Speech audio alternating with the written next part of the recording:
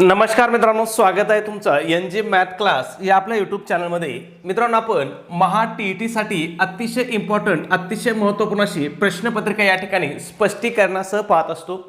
आजचा आपला विषय कोणता असणार आहे तर इयत्ता 6वीचा जो काही इतिहास आहे याच्यावरती आतापर्यंत विचारलेले जे प्रश्न आहेत ते या ठिकाणी आपण घेतलेले आहेत. मग इयत्ता 6वीला कोणता इतिहास आहे तर याच्यामधला घटक आहे आपला प्राचीन भारत. या प्राचीन भारतवरती आतापर्यंत आपल्याला जे काही प्रश्न विचारलेत, जे काही PYQ आहेत त्यांचा समावेश आपण आजच्या व्हिडिओमध्ये केलेला आहे. हे प्राचीन भारत तुम्हाला अतिशय महत्त्वाचा आहे, कारण तुमचा पेपर 1 असो किंवा पेपर 2 असो, दोन्ही ठिकाणी तुम्हाला 3 ते 4 प्रश्न या प्राचीन भारतावरती काय केले जातात, विचारले जातात. ठीक आहे. आणि प्राचीन भारतावरचे प्रश्न काय आहेत तर हे तेच प्रश्न रिपीट होणारे प्रश्न आहेत. म्हणजे तोच सिलेबस असल्यामुळे, तेच घटक असल्यामुळे काय होते, पुन्हा प्रश्न काय होत आहेत त्याच घटकावरती विचारले जात आहेत. म्हणून तुम्हाला काय करायचं आहे, हे सगळे प्रश्न, आपण जे प्रश्न घेतलेत ना, हे सगळे प्रश्न तुम्हाला पाठ करायचे आहेत. काय करायचे आहेत, पाठच करायचे आहेत. ठीक आहे. मग हडप्पा संस्कृतीतील लोक कोणत्या धातूचा वापर करत नव्हते. पहिला प्रश्न काय आपला की हडप्पा संस्कृतीमधले जे लोक आहेत हे कोणत्या धातूचा वापर करत नव्हते असं आपल्याला विचारले. ऑप्शन काय दिलेत पहा, सोने, तांबे, चांदी आणि लोखंड. मग हडप्पा संस्कृतीचे लोक कोणत्या धातूचा वापर करत नव्हते तर लोखंड या धातूचा ते वापर करत नव्हते. मग या ठिकाणी अजून एक प्रश्न विचारला जातो की हडप्पा संस्कृती ही कोणत्या कालीन संस्कृती आहे तर हडप्पा ही कोणती संस्कृती आहे तर ही कांस्ययुगीन संस्कृती मानली जाते. कोणती? कांस्ययुगीन संस्कृती. ठीक आहे, महत्वाचं आहे, लक्षात ठेवायचं. त्याच्यानंतर हडप्पा संस्कृतीमध्ये उत्खननामध्ये कोणकोणते धातू सापडलेत बा तर उत्खननात हडप्पा संस्कृतीतील लोक सोने, चांदी, तांबे आणि कांस्य या धातूंचे दागिने, भांडे आणि अवजारे वापरत असल्याचे काय पुरावे मिळाले आहेत. म्हणजे कोणकोणते धातू वापरायचे ते पहा, सोने वापरायचे, चांदी वापरायचे, तांबे आणि कांस्य. आणि यांचा वापर कशासाठी केला जायचा तर दागिने बनवण्यासाठी, भांडी बनवण्यासाठी आणि अवजारे बनवण्यासाठी काय केला जायचा, धातूचा वापर केला जायचा. म्हणजे हे दोन्ही तिन्ही घटक काय आहेत आपल्यासाठी महत्त्वाचे आहेत, कारण आपल्याला हडप्पा संस्कृतीवरती परीक्षेत 100% 2 प्रश्न असतात. कुठलाही पेपर आतापर्यंत काढून बघा तुम्ही, प्रत्येक पेपरमध्ये आपल्याला हडप्पा संस्कृतीवरती 2 प्रश्न त्या ठिकाणी काय केले, त्यांनी विचारलेले आहेत. ठीक आहे, पुढे जाऊया. प्रश्न क्रमांक 2 आहे आपला. काय विचारलं बघा, लोथल हे प्राचीन काळातील महत्त्वाचे बंदर खालीलपैकी कोणत्या राज्यात आहे. कोणतं बंदर? लोथल हे बंदर कोणत्या राज्यामध्ये असं विचारलंय. मग हे कोणत्या राज्यामध्ये आहे तर हे गुजरात राज्यामध्ये आहे. ठीक आहे. आणि हे लोथल बंदराचं वैशिष्ट्य काय माहिती आहे तर हे हडप्पा संस्कृतीमधलं एक सगळ्यात महत्त्वाचं बंदर आहे. हे बघा, जगातील सर्वात जुन्या गोदीचं अवशेष सापडलं इथं. कुठं? लोथल या ठिकाणी. जगातील सर्वात जुन्या गोदीचं, गोदीलाच आज काय म्हणतो आपण, डॉकयार्ड म्हणतो. मग डॉकयार्डचं काम काय असतं तर डॉकयार्ड म्हणजे जहाज उभं करण्याची जागा असते. ठीक आहे, लक्षात येतंय. मग प्रश्न असाही विचारू शकतात आपल्याला की हडप्पा संस्कृतीतील गोदीचा अवशेष कुठं सापडलाय, हाही प्रश्न आपल्याला विचारला जातो. मग कुठं सापडलेला आहे ते लोथल या ठिकाणी सापडलेला आहे. लोथल कोणत्या राज्यामध्ये आहे? गुजरात राज्यामध्ये आहे. त्याच्यानंतर इथं अजून एक प्रश्न विचारला जातो की हडप्पा संस्कृतीतील लोथल या बंदरातून कोणत्या देशाशी किंवा कोणत्या संस्कृतीशी व्यापार केला जायचा. मग कोणता तर मेसोपोटेमिया ही जी संस्कृती आहे तिच्यासोबत, म्हणजे आजचं काय त्याला, आजचा आपण इराक म्हणतो पहा, ह्या इराक सोबत या ठिकाणाहून व्यापार केला जायचा. ठीक आहे, हे पण लक्षात ठेवायचं. ठीक आहे, पुढचा प्रश्न बघूया. 3 नंबर, सत्यमेव जयते हे घोषवाक्य कोणत्या उपनिषदातून घेतले आहे. आता आपण बघा, नेहमी पाहतो सत्यमेव जयते वाक्य वाचतो, कुठं राजमुद्रा असेल आपली तर त्या ठिकाणी आपल्याला त्याच्या खाली सत्यमेव जयते वाक्य असतं. मग हे वाक्य नेमकं घेतलंय कुठून, या वाक्याचा मूळ स्रोत काय आहे तर हे वाक्य घेतलेलं आहे मुंडकामधून. कशामधून? मुंडकमधून. ठीक आहे. मग हे भारताचे राष्ट्रीय बोधवाक्य आहे. प्रश्न विचारला जातो की भारताचं राष्ट्रीय बोधवाक्य काय आहे तर ते काय आहे, ते आहे सत्यमेव जयते. मग सत्यमेव जयते याचा अर्थ काय होतो तर सत्याचाच विजय होतो, हा याचा अर्थ होतो. आणि हे कशातून घेतलेला आहे? मुंडक या उपनिषदातून घेतलेला आहे. ठीक आहे. त्याच्यानंतर प्रश्न विचारला जातो की सत्यमेव जयते हे घोषवाक्य कोणत्या लिपीमध्ये लिहिलेलं आहे. काय विचारलं जातं, हे कोणत्या लिपीमध्ये लिहिलेलं आहे तर हे देवनागरी लिपीमध्ये लिहिलेलं आहे. ठीक आहे. त्याच्यानंतर हे घोषवाक्य कुठे आहे आता सध्या तर आपल्या भारताची जी काही राजमुद्रा आहे या राजमुद्रेच्या खाली भागात हे घोषवाक्य काय आता सत्यमेव जयते राजमुद्रेच्या खाली कोरलेलं असते. लक्षात ठेवा, प्रश्न विचारला जातो. आणि ही जी आपली राजमुद्रा आहे ही आपण कुठून घेतली तर सम्राट अशोकाचा जो सारनाथ येथे उभारलेला जो स्तंभ होता त्या स्तंभाचं नाव काय होतं सिंहस्तंभा काय सिंहस्तंभावरून आपण काय केलेली ही राजमुद्रा स्वीकारलेली आहे. ठीक आहे. आणि या राजमुद्रेच्या खाली आपल्या काय सत्यमेव जयते वाक्य आहे. मग तुम्हाला हे सगळं लक्षात ठेवायचंय कारण या सगळ्यावरती काय केले जात आहेत परीक्षेमध्ये प्रश्न आपल्याला विचारले जात आहेत. ठीक आहे. पुढे जाऊया. प्रश्न क्रमांक 4 आहे गौतम बुद्धांनी आपले पहिले प्रवचन कोठे दिले. आता काय विचारलं आपल्याला गौतम बुद्धांनी आपलं पहिलं प्रवचन कोठे दिलं असं विचारलंय. मग त्यांनी पहिलं प्रवचन कुठे दिलं होतं सारनाथ या ठिकाणी दिलं होतं. ठीक आहे. आणि या घटनेला काय म्हणतात प्रश्न हाही विचारला जातो की गौतम बुद्धांनी जे आपलं पहिलं प्रवचन सारनाथ या ठिकाणी दिलं त्या घटनेला काय म्हणतात. तर त्याला काय म्हणतात धम्मचक्र प्रवर्तन किंवा धर्मचक्र प्रवर्तन असं म्हणलं जातं. ठीक आहे. लक्षात ठेवा. आता तुम्ही बऱ्याच ठिकाणी शब्द आता सध्या लिहित असतो आपण वाचत असतो धर्मचक्र प्रवर्तन. मग हे कशाला म्हटलं जातं तर गौतम बुद्धांनी जे आपलं पहिलं प्रवचन दिलं होतं कुठं दिलं होतं सारनाथ या ठिकाणी. आणि हे प्रवचन त्यांनी त्यांच्या किती अनुयायांना दिलं होतं हाही प्रश्न विचारला जातो. किती अनुयायांना दिलं होतं तर पहिल्या 5 अनुयायांना त्यांनी हे प्रवचन दिलं होतं. ठीक आहे. त्याच्यानंतर अजून महत्त्वाचे स्थळ किंवा महत्त्वाचे प्रश्न आपल्याला गौतम बुद्धाबाबत विचारले जातात की गौतम बुद्ध यांचा जन्म कोणत्या ठिकाणी झाला. मग कुठे त्यांचा जन्म झाला होता लुंबिनी या ठिकाणी.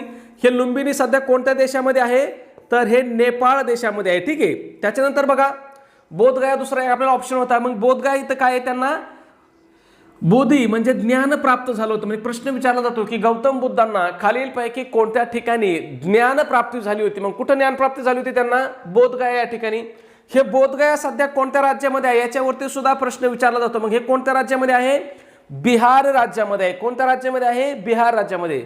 त्याच्यानंतर प्रश्न विचारला जातो की गौतम बुद्धांचं महापरिनिर्वाण म्हणजेच त्यांचं निधन किंवा त्यांचा मृत्यू कोणत्या ठिकाणी झाला तर तो कुठे झाला होता कुशीनगर या ठिकाणी झाला होता. ठीक आहे. हे सुद्धा आपल्याला ऑप्शन आहे. मग हे सगळे तुम्हाला लक्षात ठेवायचे. बोधगया इथं त्यांना ज्ञानप्राप्ती झाली होती. सारनाथ या ठिकाणी त्यांनी काय केलं होतं पहिलं प्रवचन दिलं होतं. कुशीनगर इथं त्यांचं महापरिनिर्वाण म्हणजे त्यांचा मृत्यू झाला होता. आणि लुंबिनी या ठिकाणी त्यांचा काय झालेला आहे जन्म झालेला आहे. कारण पुढचा प्रश्न आपल्याला काय असणार आहे या बाकीच्या पर्यायावरतीच असणार आहे. ठीक आहे. पुढे जाऊया. प्रश्न क्रमांक 5 जैन धर्माचे 24वे तीर्थकार कोण होते. आता काय विचारलंय की जैन धर्माचे 24वे तीर्थकार कोण होते असं विचारलंय. मग जैन धर्माचे 24वे तीर्थकार कोण होते तर ते वर्धमान महावीर होते. आता इथं अजून एक प्रश्न विचारला जातो की जैन धर्मामध्ये एकूण किती तीर्थकार होऊन गेले. तर जैन धर्मामध्ये एकूण किती तीर्थकार होऊन गेले आहेत एकूण 24 तीर्थकार होऊन गेलेत. मग 24वे कोण होते वर्धमान महावीर होते. मग प्रश्न असाही विचारू शकतो आपल्याला की जैन धर्मामधील शेवटचे तीर्थकार कोण होते. मग शेवटचे तीर्थकार सुद्धा कोण होते वर्धमान महावीर होते. कितवे होते ते 24वे होते. मग प्रश्न असा सुद्धा विचारला जाऊ शकतो की जैन धर्माचे पहिले तीर्थकार कोण होते विचारू शकतात की नाही. मग इथं आपल्याला ऑप्शन दिलेलं बघा ऋषभदेव. मग ऋषभदेव हे काय होते जैन धर्माचे पहिले तीर्थकार होते. शेवटचे तीर्थकार कोण होते वर्धमान महावीर. एकूण तीर्थकार किती झाले जैन धर्मामध्ये 24 झाले. त्याच्यानंतर आपल्याला इथं पार्श्वनाथ हे ऑप्शन दिलेलं आहे. मग हे पार्श्वनाथ काय होते तर हे जैन धर्माचे 23वे तीर्थकार होते. त्यांच्यावरती सुद्धा आपल्याला प्रश्न त्या ठिकाणी काय केला जातो विचारला जातो. मित्रांनो आपण जे वाक्य घेतो ना आपण जो शब्द सांगतो ना हा प्रत्येक शब्द ना शब्द काय असतो आपल्या परीक्षेच्या दृष्टीने अतिशय महत्त्वाचा असतो. म्हणून तुम्हाला हे सगळं पाठ करून घ्यायचं आहे. ठीक आहे. पुढे जाऊया. 6 नंबर प्रश्न आहे. काय विचारलंय अष्टांगिका मार्ग ही शिकवण खालीलपैकी कोणी दिली. काय अष्टांगिका मार्ग ही जी शिकवण आहे ही शिकवण आपल्याला कोणी दिली असं विचारलंय. मग ही शिकवण कोणी दिलेली आहे तर ती गौतम बुद्धांनी दिलेली आहे. कशासाठी दिलेली आहे बघा तर मानवी जीवनातील दुःखाचे निवारण करण्यासाठी प्रश्न विचारला जातो. ठीक आहे की गौतम बुद्धांनी अष्टांगिका मार्ग कशासाठी सांगितलेला आहे तर कशासाठी मानवी जीवनातील दुःखाचं निवारण करण्यासाठी आणि नैतिक जीवन जगण्यासाठी गौतम बुद्धांनी किती मार्ग सांगितले आहेत 8 मार्गाचा संच सांगितला आहे. आणि त्यालाच काय म्हटलं जातं मग त्याला अष्टांगिका मार्ग म्हटलं जातं. ठीक आहे. प्रश्न विचारू शकतात की नाही. त्याच्यानंतर मग हे 8 मार्ग कोणकोणते आहेत याच्यावरती सुद्धा प्रश्न विचारला जातो. मग बघा सम्यक दृष्टी आहे. आता हे सम्यक म्हणजे काय सम्यक म्हणजे चांगली. सम्यक म्हणजे काय चांगले. मग चांगली दृष्टी सम्यक संकल्प सम्यक वाचा सम्यक कर्मांत सम्यक आजीव सम्यक व्यायाम सम्यक स्मृती आणि सम्यक समाधी ह्या 8 मार्गाचा काय होतो या अष्टांगिका मार्गामध्ये समावेश होतो. सम्यक म्हणजे काय सम्यक म्हणजे चांगले. मग चांगले पाहणे चांगले बोलणे चांगलं कर्म करणे चांगलं जीवन जगणे चांगला व्यायाम करणे चांगली स्मृती ठेवणे चांगली समाधी करणे हे त्यांनी काय केलेले आहेत अष्टांग मार्ग या ठिकाणी सांगितलेले आहेत. पुढचा प्रश्न पाहण्या अगोदर एक छोटीशी पण अतिशय महत्त्वाची अशी सूचना मित्रांनो, आपण महा टीईटी परीक्षेसाठी अतिशय इम्पॉर्टंट अतिशय महत्त्वपूर्ण अशी टेस्ट सिरीज या ठिकाणी आपण सुरू केली आहे। मग आपल्या टेस्ट सिरीजचं वैशिष्ट्य की ही तुमच्या महा टीईटीच्या संपूर्ण अभ्यासक्रमावरती आधारित अशी आपली टेस्ट सिरीज असणार आहे। मग यामध्ये तुम्हाला काय भेटेल, 10 टेस्ट पेपर भेटतील, त्याचबरोबर सगळ्यात महत्त्वाचं तुम्हाला आतापर्यंत झालेल्या टीईटीच्या सर्व प्रश्नपत्रिका भेटतील। आणि या सर्व प्रश्नपत्रिका तुम्हाला कशा भेटतील, तर त्या तुम्हाला उत्तरासहित भेटतील, म्हणजे उत्तर सूची सहित तुम्हाला या ठिकाणी काय होतील, या प्रश्नपत्रिका भेटतील। ठीक आहे। आता या ठिकाणी बरेच जण विचारतात की सर आतापर्यंत झालेल्या म्हणजे किती बाबा, कधीपासून झालेल्या, तर टीईटी परीक्षा कधी सुरू झाली होती, 2013 पासून टीईटी परीक्षा चालू झालेली आहे। मग 2013 पासून आतापर्यंत जे काही प्रश्नपत्रिका झाल्या ह्या सगळ्या दिल्या जातील। कोणत्या पेपरचे दिल्या जातील असंही बरेच जण विचारतात। मग पेपर 1च्या पण प्रश्नपत्रिका आहेत याच्यामध्ये आणि पेपर 2च्या पण प्रश्नपत्रिका आहेत, म्हणजे सगळ्या टीईटीच्या प्रश्नपत्रिका या ठिकाणी तुम्हाला दिल्या जातील। या प्रश्नपत्रिकेसोबतच तुम्हाला फ्रीमध्ये अतिशय IMP अशा नोट्स सुद्धा दिल्या जातील। मग यामध्ये कोणत्या नोट्स असतील, तर मराठी असेल, हिंदी असेल, ज्यांना इंग्रजी हवी त्यांच्यासाठी इंग्रजी असेल, मानसशास्त्र असेल, इतिहास असेल, भूगोल असेल, गणित बुद्धिमत्ता असेल, ह्या सगळ्या विषयाच्या काय असतील अतिशय IMP अशा नोट्स तुम्हाला या ठिकाणी दिल्या जातील। ठीक आहे। त्याचबरोबर तुम्हाला माहिती आहे की आपल्या महा टीईटीसाठी इयत्ता 4थी ते 8वीचे जे काही शालेय पुस्तक आहेत याच्यावरती सुद्धा आपल्याला भरपूर प्रश्न विचारले जातात।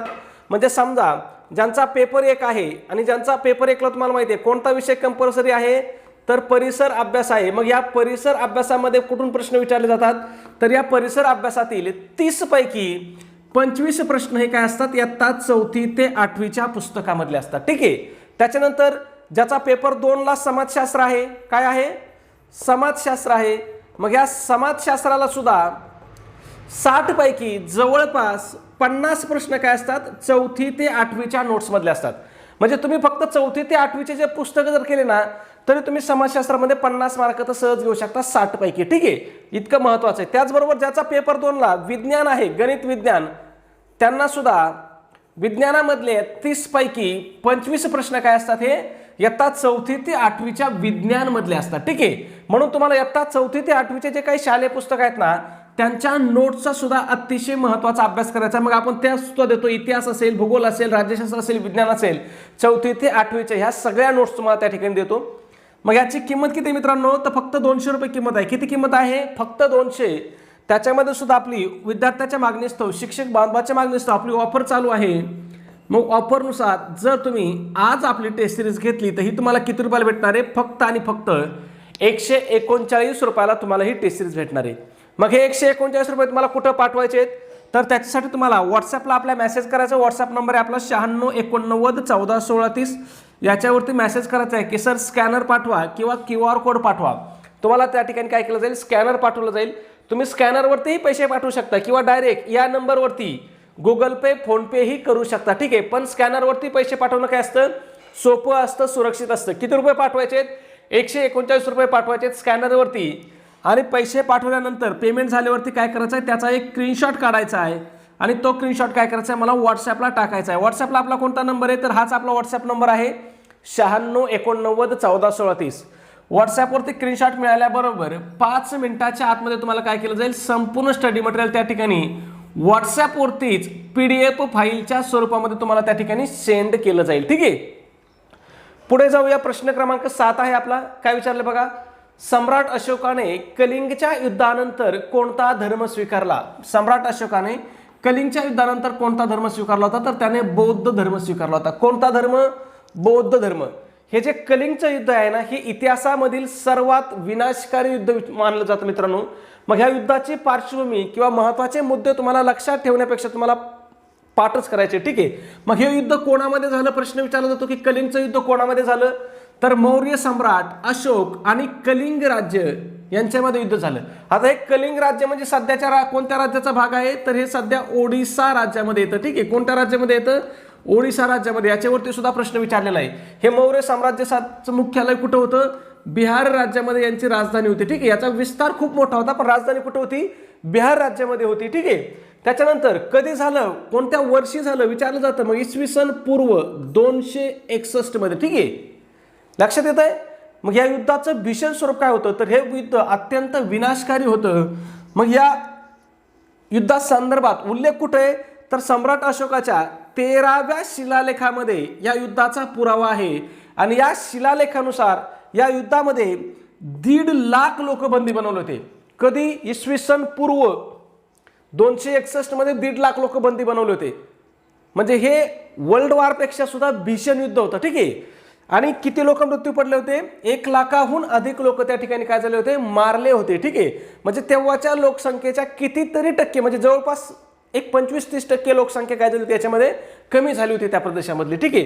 आणि हे युद्धात मेले होते. युद्धाच्या नंतर सुद्धा पहा जखमी झालेले, त्याच्यानंतर उपासमारीमुळे याच्यापेक्षा कितीतरी पट लोक काय झाले त्या ठिकाणी मृत्युमुखी पडले होते. मग एवढी हानी बघून सम्राट अशोकाचं काय झालं? मन पागळलं, त्याला वाईट वाटलं आणि त्यांनी काय केला? बौद्ध धर्माचा स्वीकार केला. ठीक आहे. पुढे बघा, चंद्रगुप्त मौर्याने कोणत्या ग्रीक राज्याचा पराभव केला होता? मग कोणाचा पराभव केला होता? सेक्युलस निकेटर हा जो ग्रीक राज्य होता याचा पराभव चंद्रगुप्त मौर्याने केला होता. ठीक आहे. आणि ह्या चंद्रगुप्त मौर्याने सेक्युलस निकेटरचा पराभव केल्यामुळे मौर्य साम्राज्य काय अफगाणिस्तानातील काबूल आणि कंधार हे काय झालं होतं? मौर्य साम्राज्याचा भाग बनले होते हे प्रदेश. ठीक आहे. याच्यावरती सुद्धा प्रश्न विचारला जातो की अफगाणिस्तानातील काबूल आणि कंधार हे प्रदेश कोणत्या साम्राज्यामध्ये समाविष्ट झाले होते? तर कोणत्या? मौर्य साम्राज्याचा. कशामुळे? तर चंद्रगुप्त मौर्याने काय केलं होतं? सेक्युलस निकेटरचा पराभव केला होता. ठीक आहे. पुढे जाऊया 9 नंबर. हडप्पा संस्कृतीतील घरांची रचना कोणत्या पद्धतीची होती? आपल्याला या हडप्पा संस्कृतीवरती भरपूर सारे प्रश्न या ठिकाणी विचारले जातात. मग यांचे घरांची रचना कशी होती? तर ही काटकोनात छेदणारे रस्ते होते आणि शहरांची रचना ही चौकोनी असायची. ठीक आहे. हे महत्वाचं वाक्य आहे. त्यांचे रस्ते कसे होते?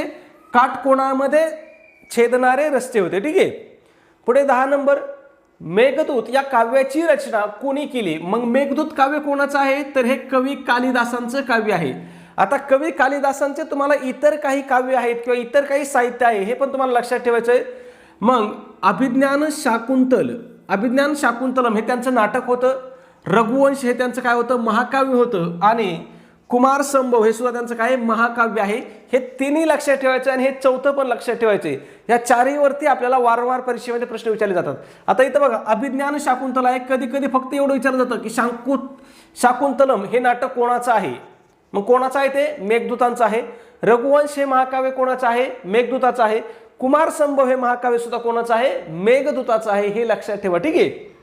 पुढे जाऊया 11 नंबर. सांचीचा स्तूप मुळात कोणत्या सम्राटाने बांधला? आता सांचीचा स्तूप आपण पाहिलाय, खूप वेळेस ऐकलाय. मग हा कोणी बांधला असं विचारलंय तर हा सम्राट अशोकाने बांधला होता. कशासाठी बांधला होता?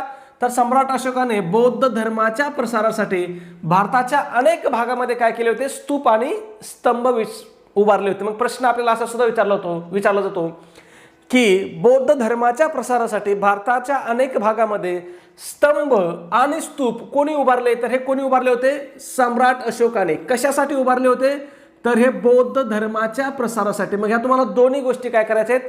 लक्षात ठेवायचं आहे. पुढे प्रश्न आहे आपला 12 नंबर. आर्याच्या प्राचीन साहित्याला काय म्हणतात? मग आर्याचं जे प्राचीन साहित्य होतं त्याला काय म्हणतात? वेद म्हणतात. एकूण वेद किती आहेत? तर एकूण 4 वेद आहेत. मग कोणकोणते आहेत? ऋग्वेद आहे, यजुर्वेद आहे, सामवेद आहे आणि अथर्ववेद आहे. 4ही वेद महत्वाचे आहेत, तुम्हाला लक्षात ठेवायचं आहे. ठीक आहे. 13 नंबर. वर्धमान महावीरांचा जन्म कुठे झाला? कोणाचा? वर्धमान महावीरांचा. मग यांचा जन्म कुठे झालेला आहे? वैशाली या ठिकाणी. हे कुठं आहे? कुंडग्राम जवळ आहे. सध्या कोणत्या राज्यामध्ये आहे? तर हे बिहार राज्यामध्ये आहे. ठीक आहे. त्याच्यानंतर त्यांच्या वडिलांचं नाव काय होतं? वर्धमान महावीरांच्या वडिलांचं नाव काय होतं? याच्यावरती सुद्धा प्रश्न आलेला आहे. मग त्यांच्या वडिलांचं नाव काय होतं? सिद्धार्थ होतं. आणि त्यांच्या आईचं नाव काय होतं? तर ते त्रिशला होतं. ठीक आहे. प्रश्न आपल्याला विचारलेला आहे. त्याच्यानंतर वर्धमान महावीरांचा मृत्यू किंवा महापरिनिर्वाण कुठं झालं हे विचारलं जातं. मग त्यांचं पावापुरी या ठिकाणी काय झालं होतं? वर्धमान महावीरांचं निधन झालं होतं. हे सुद्धा तुम्हाला लक्षात ठेवायचं आहे. ठीक आहे. पुढचा अतिशय महत्वाचा प्रश्न आहे. इंडिका हा ग्रंथ कोणी लिहिला? भरपूर वेळेस प्रश्न रिपीट होतो. इंडिका हा ग्रंथ कोणी लिहिलेला आहे? तर हा मॅगेस्थेनिसनी ग्रंथ लिहिलेला आहे. मॅगेस्थेनिस हा कोणाच्या दरबारामध्ये होता याचाही प्रश्न विचारला जातो. मग कोणाच्या दरबारामध्ये होता? तर तो चंद्रगुप्त मौर्याच्या दरबारामध्ये होते. आणि त्यांनी जो इंडिका हा ग्रंथ लिहिला याच्यामध्ये कशाचं वर्णन आहे? तर याच्यामध्ये मौर्य काळातील भारताचं वर्णन त्यांनी या ग्रंथामध्ये केलेलं आहे. ठीक आहे. आणि मॅगेस्थेनिस हा कुठला राजदूत होता? तर हा ग्रीक राजाचा राजदूत होता. ठीक आहे. प्रश्न आपल्याला वारंवार विचारले जातात. पुढे जाऊया 15 नंबर. दक्षिण भारतातील मुजिरीस हे कोणत्या व्यापारासाठी प्रसिद्ध बंदर होते? कोणतं? मुजिरीस हे जे बंदर आहे दक्षिण भारतातील हे कशाच्या व्यापारासाठी प्रसिद्ध होतं असं विचारलंय. मग तुम्हाला सरळ सांगतो, तुम्हाला जर दक्षिण भारतामधलं काही बी विचारलं ना, दक्षिण भारत कशासाठी प्रसिद्ध आहे? आजही होता, आजही प्रसिद्ध आहे आणि तेव्हाही प्रसिद्ध होता. कशासाठी? मसाल्याच्या पदार्थासाठी. मग दक्षिण भारतामधून काय निर्यात केलं जातं? मसाल्याचे पदार्थ. मुजिरीस हे बंदर सध्या कोणत्या राज्याच्या किनारपट्टीवर होतं? तर हे केरळ किनारपट्टीवरती होतं. आणि हे विशेषतः जी आपली काळी मिरी आहे ना, ही काळी मिरी, या काळ्या मिरीच्या निर्यातीसाठी प्रसिद्ध होतं. प्रश्न विचारलेला आहे या काळ्या मिरीवरती, ठीक आहे. त्याच्यामुळे लक्षात ठेवायचं काय कशासाठी प्रसिद्ध होतं? हे काळ्या मिरीसाठी प्रसिद्ध होतं, ठीक आहे. कोणतं बंदर? मुजिरीस. कोणत्या राज्याच्या किनारपट्टीवर? केरळ, ठीक आहे.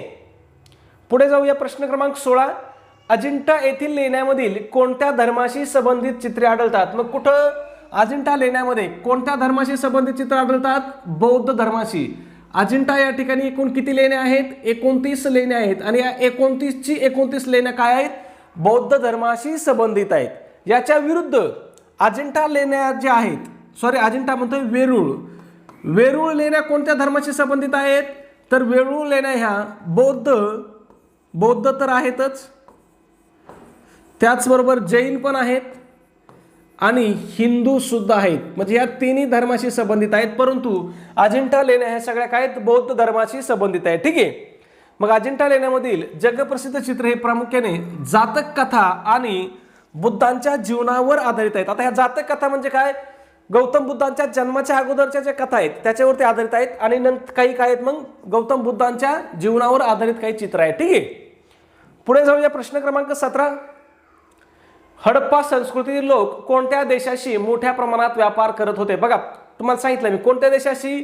मेसोपोटेमिया या देशाशी. या मेसोपोटेमिया देश म्हणजेच आताचा कोणता देश आहे? तर इराक आहे, ठीक आहे. लक्षात ठेवा, प्रश्न परीक्षेत विचारलेला आहे.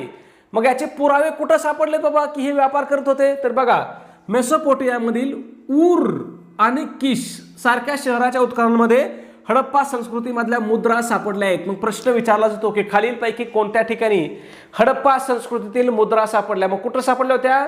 ऊर आणि किश या ठिकाणी. कोणत्या देशामधील? मेसोपोटेमियामधील, ठीक आहे, सध्याच्या इराकमध्ये, ठीक आहे.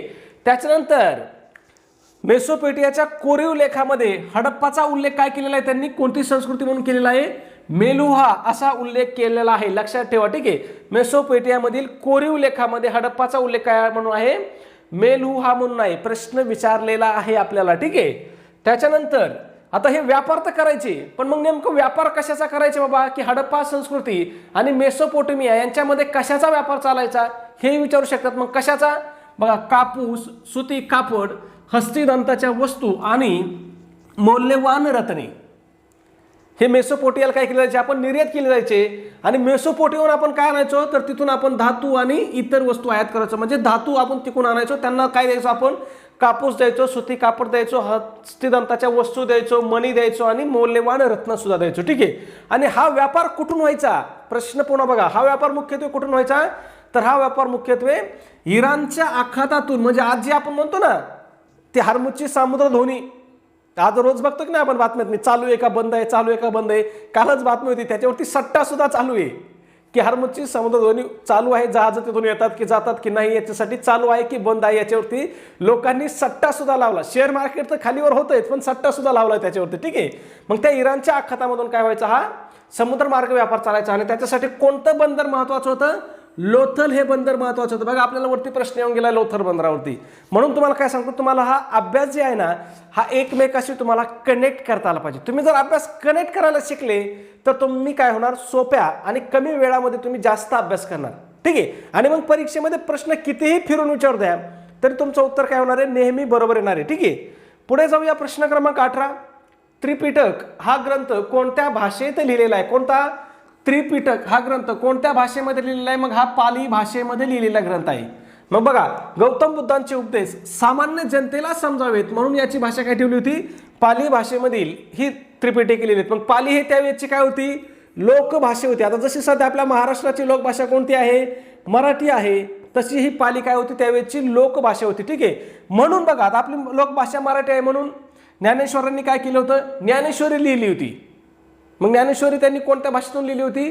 मराठी भाषेतून लिहिली होती. का तर संस्कृत भाषेमधली जी भगवद्गीता होती, ठीक आहे, हिचं ज्ञान लोकांना मिळावं त्याच्यासाठी त्यांनी काय केले होते? मराठी भाषेतून ज्ञानेश्वरी लिहिली होती. त्याच पद्धतीने यांनी सुद्धा लोकभाषेतून म्हणजे पाली या भाषेतून काय केलं होतं? त्रिपिटक हा ग्रंथ लिहिलेला आहे. ठीक आहे.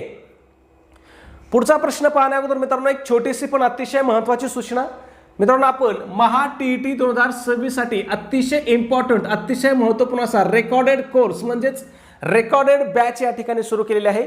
आपल्या या रेकॉर्डेड कोर्समध्ये तुम्हाला कोणकोणते विषय असतील तर तुम्हाला बालमानसशास्त्र व अध्यापनशास्त्र त्याचबरोबर मराठी व्याकरण हे महा टीईटी साठीचे सर्वात इम्पॉर्टंट असे 2 विषय आपण त्या ठिकाणी घेत असतो. मग या बॅचचं स्वरूप कसं असणार आहे तर या ठिकाणी तुम्हाला प्रकरणानुसार लेक्चर असतील, त्याचबरोबर प्रकरणानुसार स्पेशल नोट्स असतील, त्याचबरोबर प्रकरणानुसार तुम्हाला त्या ठिकाणी ऑनलाईन टेस्ट असेल. ठीक आहे. म्हणजे बघा या ठिकाणी लेक्चरमधून तुमचं काय केलं जाईल? बेसिक कन्सेप्ट केलं जाईल, बेसिक क्लिअर केलं जाईल. बेसिक क्लिअर केल्यानंतर तुम्हाला नोट्समधून काय करता येईल? त्याचं रिव्हिजन करता येईल आणि रिव्हिजन झाल्यानंतर आपला अभ्यास किती झाला हे बघण्यासाठी तुम्हाला त्या ठिकाणी ऑनलाईन टेस्ट सुद्धा असणार आहे. ठीक आहे. मग हे 2 विषय टीईटी परीक्षेला किती मार्काला आहेत तर 60 मार्काला आहेत. मग आपला जर तुम्ही कोर्स घेतला तर तुम्ही 60 पैकी काय 100% या 2 विषयामध्ये 50 पेक्षा जास्त मार्क तुम्ही 100% घेऊ शकता. मग 50 पेक्षा जास्त म्हणजे किती? कोणी 54 घेऊ शकतं, कोणी 55 घेऊ शकतं, कोणी 56 घेऊ शकतं आणि कोणी 57 घेऊ शकतं. 1-2 मार्क आपण देवाला सोडून देतो. ठीक आहे. कारण 1-2 प्रश्न काय असतात? आउट ऑफ सिलेबस विचारलेले प्रश्न असतात. ठीक आहे. मग एवढे मार्क जर तुम्ही घेतले तर तुम्ही टीईटी परीक्षा काय होत आहे? फक्त या 2 विषयाच्या जीवावरतीच काय होत आहे? टीईटी परीक्षा पास होत आहे. आता हा आपला कोर्स कोणासाठी उपयुक्त असणार आहे? ज्याला पेपर 1 द्यायचा आहे त्याच्यासाठी उपयुक्त असणार आहे. त्याचबरोबर ज्याला पेपर 2 द्यायचा आहे त्याच्यासाठी सुद्धा उपयुक्त असणार आहे. कारण पेपर 1 असो किंवा पेपर 2 असो, दोन्हीसाठी सुद्धा हे विषय काय आहेत?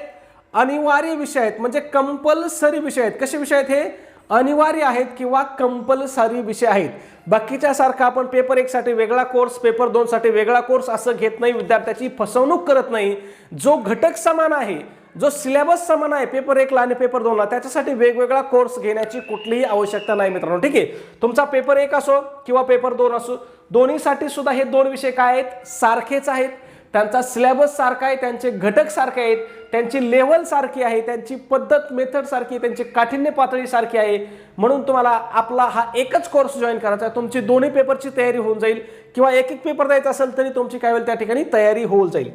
मग याची किंमत किती मित्रांनो? तर फक्त 1000 रुपये किंमत आहे. किती?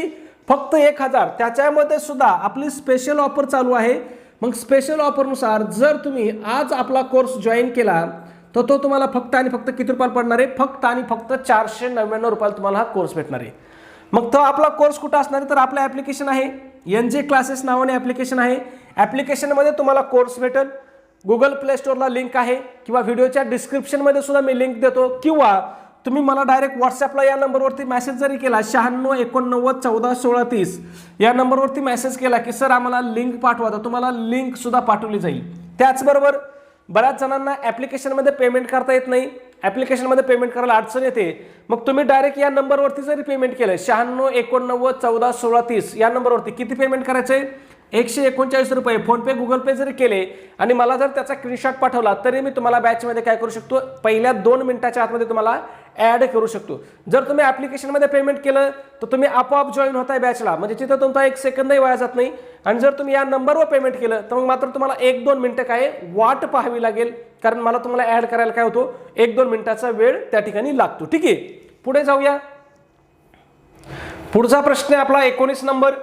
महाजन पदांच्या काळात कोणत्या राज्याची सत्ता सर्वात प्रबळ ठरली? मग महाजन पदाच्या काळामध्ये सर्वात प्रबळ सत्ता कोणाची होती? कोणत्या राज्याची होती? तर ती मगध राज्याची होती. मग मगधामध्ये कोणत्या राज्यामध्ये सत्ता प्रबळ होती? तर बिंबिसार आणि अजातशत्रू याच्या काळामध्ये काय होती? ही सत्ता प्रबळ होती. मित्रांनो काय झाले, आज दिवसभर लाईट नाही, त्याच्यामुळे आपला इन्व्हर्टरचं बॅकअप संपत आलाय, त्याच्यामुळे काय करतंय आवाज देतोय. मी काय करतो, एक लाईट बंद करतो म्हणजे आपले राहिलेले प्रश्न घेऊन कव्हर होतील. ठीक आहे. पुढचा प्रश्न बघूया आपला 20 नंबर आहे. मी थोडासा काळा दिसेल, काही हरकत नाही, पण प्रश्न आपल्याला महत्त्वाचे आहेत. सोन्याची नाणी मोठ्या प्रमाणावर पाडण्याची सुरुवात कोणत्या राजाच्या काळात झाली? मग सोन्याची नाणी पाडण्याची सुरुवात कोणाच्या काळामध्ये झाली होती? तर ही कुशाण या राजांच्या काळामध्ये झाली होती. कुशाणमधला कोणता राजा होता? तर कुशाण सम्राट विम कडफिसेस. लक्षात ठेवा, नाव थोडं काय वाचण्यासाठी अवघड आहे, पण विम कडफिसेस याने काय केलं होतं? भारतामध्ये पहिल्यांदा सोन्याची नाणी पाडली होती किंवा चलनामध्ये आणली होती. प्रश्न आपल्याला विचारू शकतात, ठीक आहे, कारण इथं विचारला म्हणजे पुढचा प्रश्न इथं पण जाऊ शकते, ठीक आहे, एक लेवल पुढे जाऊ शकता, ठीक आहे. पुढे आहे प्रश्न क्रमांक 21. हर्षचरित हा ग्रंथ कोणी लिहिला? काय? हर्षचरित हा ग्रंथ कोणी लिहिला असं विचारलं आपल्याला. मग हा ग्रंथ कोणी लिहिला आहे? तर हा बाणभट्ट याने ग्रंथ लिहिलेला आहे. आणि हा कोणाच्या जीवनावर आधारित आहे हाही प्रश्न आपल्याला विचारला जातो. मग हा राजा हर्षवर्धनच्या म्हणजेच सम्राट हर्षवर्धनच्या जीवनावरती आधारित आहे. आणि कोणी लिहिलाय? तर राजा हर्षवर्धनचा जो काही राजकवी होता बाणभट्ट याने हे हर्षचरित हा ग्रंथ लिहिलेला आहे, ठीक आहे. पुढे जाऊया 22 नंबर. नाणेघाट येथे कोणत्या घराण्यातील राजांचे कोरीव लेख आढळतात? या नाणेघाटावरती आपल्याला भरपूर प्रश्न विचारले जातात. नाणेघाट कुठं आहे? आपल्या महाराष्ट्रामध्ये. कोणत्या जिल्ह्यामध्ये आहे? पुणे जिल्ह्यामध्ये आहे. तुम्ही बऱ्याच लोकांनी जाऊन प्रत्यक्ष त्या ठिकाणी नाणेघाटामधला शिलालेख सुद्धा पाहिला असणार आहे. मग या शिलालेखामध्ये कोणत्या राजांचे कोरीव लेख आहेत? तर सातवहन साम्राज्याचे, ठीक आहे. सातवाहनामध्ये सुद्धा त्यांची जी राणी होती नागनिका हिचा प्रसिद्ध शिलालेख काय या ठिकाणी आढळतो, ठीक आहे. ह्या राणीचं नाव सुद्धा तुम्हाला लक्षात ठेवायचं आहे, त्याच्यावरती सुद्धा आपल्याला प्रश्न विचारला जातो. पुढचा प्रश्न आहे 23 नंबर. प्राचीन काळी नालंदा विद्यापीठ कोणत्या राज्यामध्ये होतं? बघा, नालंदा विद्यापीठ कोणत्या राज्यामध्ये होतं? तर हे बिहार राज्यामध्ये होतं, ठीक आहे. आणि हे जागतिक कीर्तीचं शिक्षण केंद्र बिहार राज्यामध्ये होतं. ते काय केलेलं आहे? नष्ट झालेलं आहे, सध्या ते अस्तित्वामध्ये नाही. पुढे 24 नंबर. भगवान महावीर यांनी कोणत्या तत्वावर सर्वात जास्त भर दिला? मग भगवान महावीरांनी कोणत्या तत्वावरती सर्वात जास्त भर दिला होता? तर अहिंसा या तत्वावरती. मग त्यांचं वाक्य बघा, अहिंसा परमो धर्म. हे काय? जैन धर्मांचं आणि महावीरांचं मुख्य सूत्र होतं, ठीक आहे. प्रश्न विचारला जातो की अहिंसा परमो धर्म हे कोणत्या धर्माचं मुख्य सूत्र आहे? तर कोणत्या धर्माचं? जैन धर्माचं हे काय मुख्य सूत्र आहे. पुढे जाऊया प्रश्न क्रमांक 25. सिंधू संस्कृतीतील कोणत्या ठिकाणी महास्नानगृह सापडले? बघा, ही सिंधू संस्कृती हडप्पा संस्कृती हे एकच आहेत ना. सिंधू संस्कृती, हडप्पा संस्कृती, मोहनजोडो संस्कृती हे सगळे एकच आहेत, त्याचेच वेगवेगळे काय आहेत? नावं आहेत. मग सिंधू संस्कृतीतील कोणत्या ठिकाणी महास्नानगृह सापडलं होतं? तर मोहनजोदारो या ठिकाणी हे महास्नानगृह सापडलं होतं. आणि याची लांबी किती होती याच्यावरती सुद्धा प्रश्न विचारलेला. मग हे किती लांब होतं पहा, 12 मीटर लांब होतं आणि 7 मीटर रुंद होतं, ठीक आहे. म्हणजे जवळपास किती? आजचं 37 फूट लांब आणि 7 त्रिक 21 म्हणजे 21 फूट रुंद एवढं हे काय होतं? महास्नानगृह होतं, ठीक आहे. तुम्हाला मीटरमध्ये लक्षात ठेवायचं आहे, फुटामध्ये लक्षात ठेवायची गरज नाही. का मीटरमध्ये ठेवायचं आहे? तर आपल्या पुस्तकामध्ये ह्याची लांबी कशी दिली? मीटरमध्ये दिली. आणि आपल्याला प्रश्न कुठून विचारले जातात? की पुस्तकामधूनच प्रश्न विचारले जातात. म्हणून तुम्हाला 12 मीटर 12 बाय 7 मीटर हे लक्षात ठेवायचे, ठीक आहे. कुठं सापडलं हे? मोहनजोदडो या ठिकाणी, ठीक आहे. पुढे जाऊया. आपला शेवटचा प्रश्न आहे. अजिंठा येथील लेण्यामध्ये कोणत्या धर्माशी संबंधित चित्रे आढळतात असं विचारलंय. आपण घेतलेला प्रश्न आहे म्हणून त्याचं उत्तर काय करायचं? कमेंटमध्ये सांगायचं, जेणेकरून मलाही कळेल की बाबा मी शिकवल्याला तुम्हाला किती समजतंय. त्याचबरोबर नजर चुकीने सबस्क्राईब करायचं राहून गेलं असेल तर सबस्क्राईब करा. व्हिडिओ आवडला असेल, लाईक करायचं राहिलं असेल लाईक करा. त्याचबरोबर एक विनंती की आपला व्हिडिओ तुमच्याकडे असणारे जे काही शैक्षणिक ग्रुप आहेत त्याच्यावरती बिनधास्त शेअर करत चला. तुमच्या मित्रांना, तुमच्या सहकाऱ्यांना आपल्या व्हिडिओची लिंक नक्की पाठवत चला. धन्यवाद मित्रांनो.